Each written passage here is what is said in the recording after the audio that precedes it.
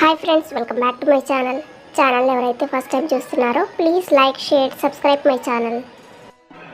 ఈరోజు శనీశ్వర టెంపుల్కి అయితే వచ్చాము. ఇది వచ్చేసి అహ్మద్ నగర్ నుంచి 35 కిలోమీటర్లు, ఔరంగాబాద్ నుంచి 24 కిలోమీటర్లు, షిరిడి నుంచి అయితే 60 కిలోమీటర్ల దూరంలో అయితే ఉంటుంది. లోపలికి అయితే ఎంటర్ అయిపోదాం.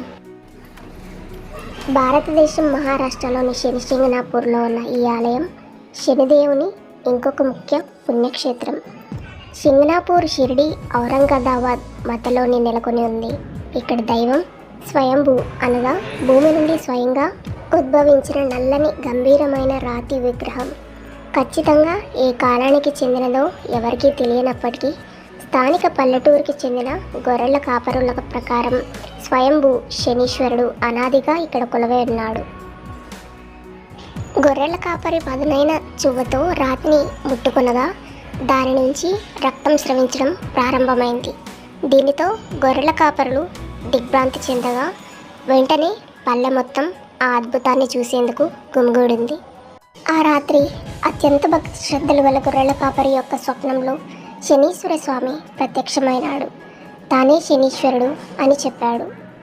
అద్వితీయంగా కనిపించుచున్న ఆ నల్లరాయి తన స్వయంభూ రూపమని కూడా ఆయన చెప్పాడు. గొర్రెల కాపరి స్వామిని ప్రార్థించి ఒకవేళ తాను స్వామికి ఆలయం నిర్మించవలనేమో అని అడిగాను. దానికి సమాధానంగా శని మహాత్ముడు ఆకాశం మొత్తం తనకు నీడ కావున తనకు ఎటువంటి నీడ అవసరం లేదని, తాను మొహమాటం లేకుండా ఉండడానికి ఇష్టపడతానని చెప్పాడు. ప్రతిరోజు పూజ చేస్తూ శనివారాలలో తప్పకుండా తైలాభిషేకం చేయమని ఆయన గొర్రెల కాపరికి చెప్పాడు. అంతేగాక మొత్తం పల్లెకి బందిపోటులు లేదా కన్నములు వేసేవారు లేదా దొంగలు వేసేవారు భయం ఉండదని కూడా మాట ఇచ్చాడు. అందువలనే ఈరోజు వరకు కూడా శనీశ్వర స్వామికి ఎటువంటి కప్పు లేకుండా ఆరుబయట చూడవచ్చు. ఈరోజు వరకు ఏ ఇంటికి, దుకాణములకు, ఆలయములకు కూడా తలుపులు ఉండవు.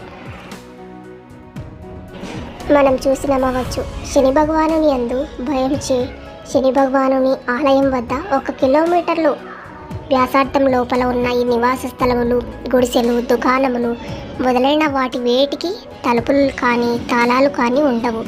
శనిసింగనాపూర్ అనబడే ఈ ఊరిలో ఎప్పుడూ కూడా దొంగతనం లేదా దోపిడీ జరగలేదు.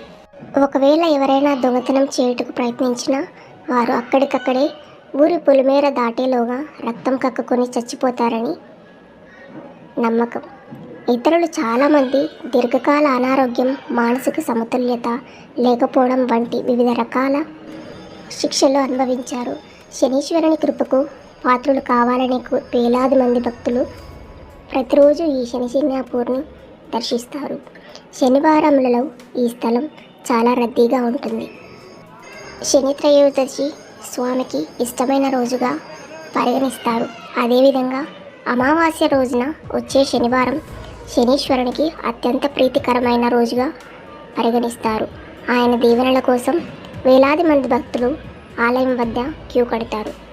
మీకు ఈ వీడియో నచ్చినట్టయితే please like, share, subscribe my channel. Thanks for watching.